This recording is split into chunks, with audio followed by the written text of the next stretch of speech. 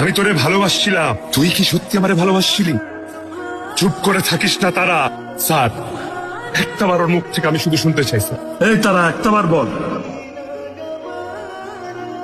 Hello sir.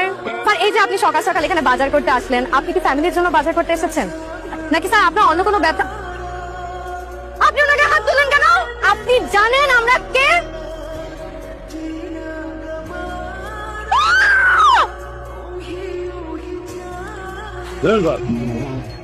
Dressing করতে এতক্ষণ time লাগে?